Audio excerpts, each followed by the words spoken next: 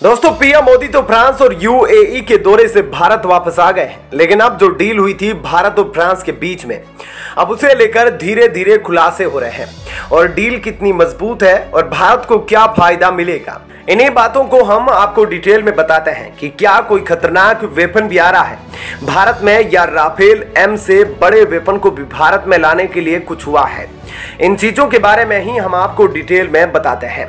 बता दें कि फ्रांस और भारत के बीच दो बड़े रक्षा सौदों को लेकर सहमति बनी है, जिनमें से एक डील राफेल लड़ाकू विमानों को लेकर है और दूसरी डील स्कॉर्पियन सबमरीन्स को लेकर, यानी कि एक पनडुब्बी है और एक हवाई जहाज। साल 2016 में भारत ने फ्रांस के साथ 36 राफेल फाइटर जेट्स की डील की थी और तब ये लड़ाकू विमान भारतीय वायुसेना के लिए खरीदे गए थे।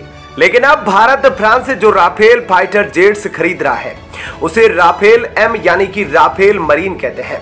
यह फाइटर जेट्स भारतीय नौसेना के लिए होंगे, जिन्हें आईएनएस विक्रांत और आईएसएस विक्रमादित्य जैसे युद्धपोतों पर तैनात किया जाएगा।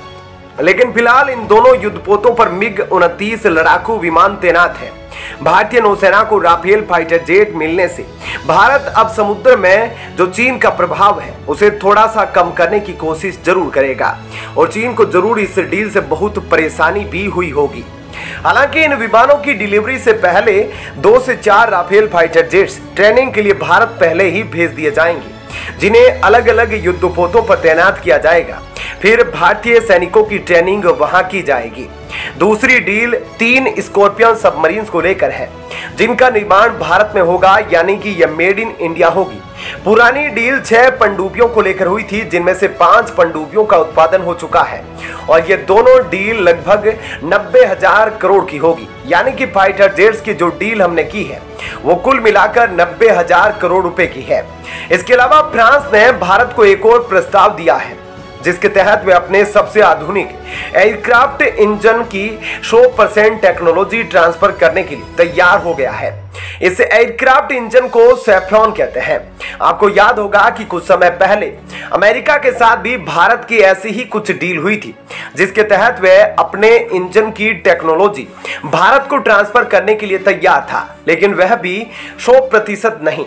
लेकिन फ्रांस अपने इंजन की 100% टेक्नोलॉजी भारत को ट्रांसफर करने के लिए तैयार है और भारत को यह टेक्नोलॉजी देने के पीछे यह भी कारण है कि फ्रांस अपने नंबर 2 की पोजीशन को खोना नहीं चाहता, क्योंकि आपको बता दें कि फ्रांस आज भारत का दूसरे नंबर पर सबसे मजबूत डिफेंस पार्टनर है। फ्रांस चाहता है कि उसकी पोजीशन बरकरार रहे।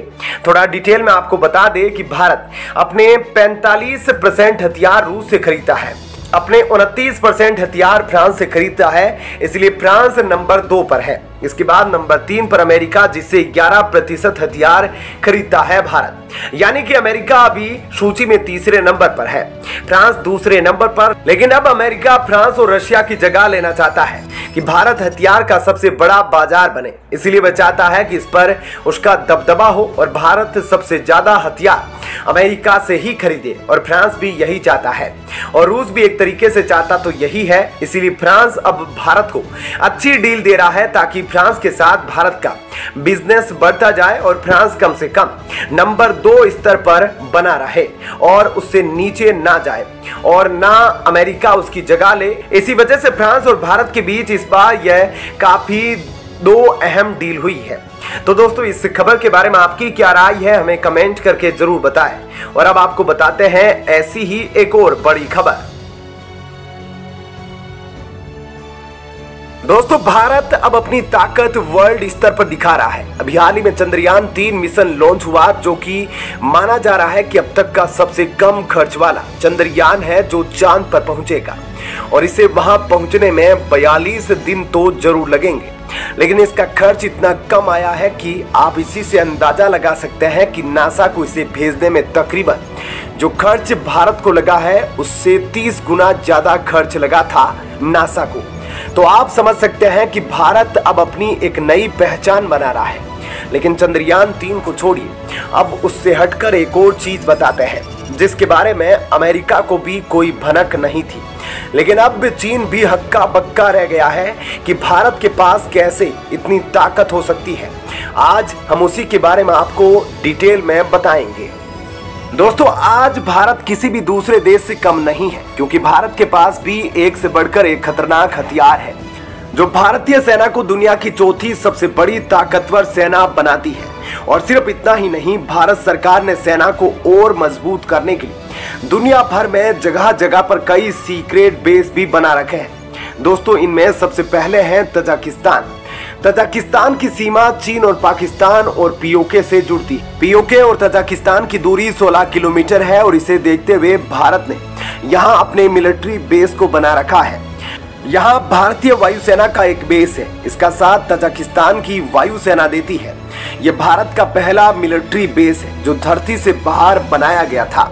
इसके जरिए इंडियन आर्मी के लिए पाकिस्तान और चीन पर हवाई नजर रखने के लिए काफी आसानी हो जाती है। भारतीय वायुसेना इसके जरिए कुछ ही मिनटों में पाकिस्तान में पहुंच सकती है।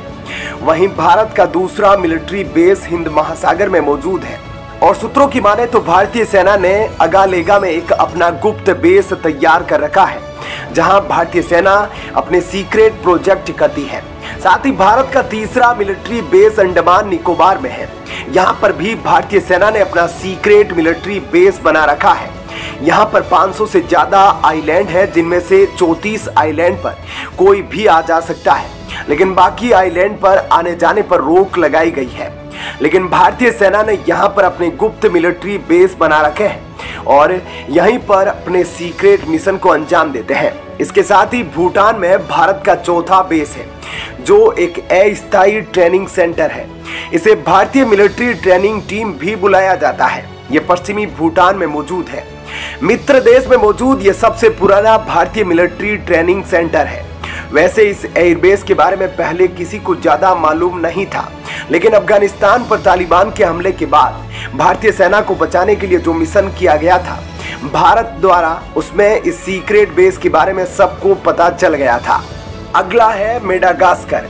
भारतीय मिलिट्री ने उत्तर मेडागास्कर में रडार टेक्नोलॉजी बना रखी है ताकि हिंद महासागर से होने वाले जहाजों के मूवमेंट पर नजर रखी जा सके। साथ ही समुद्री संचार को सुना और समझा जा सके। इसकी मदद से मेडागास्कर की नौसेना सर्विलांस भी करती है।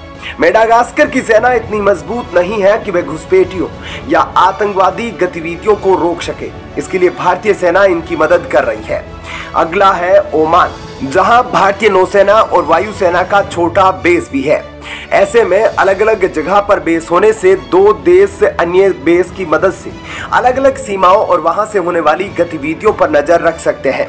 और भारत की तरह चीन ने भी ऐसे ही अलग अलग देशों में मिलिट्री बेस बना रखे हैं। लेकिन भारत के इन बेस के अलावा कुछ ऐसे गुप्त बेस भी है जिनकी जानकारी अभी तक किसी को भी नहीं है। भारत के इन बेस के बारे में जानकर चीन और अमेरिका जैसे देश भी हैरान रह गए हैं। तो दोस्तों ऐसे में इस खबर के बारे में आपकी क्या राय है, हमें कमेंट करके जरूर बताएं।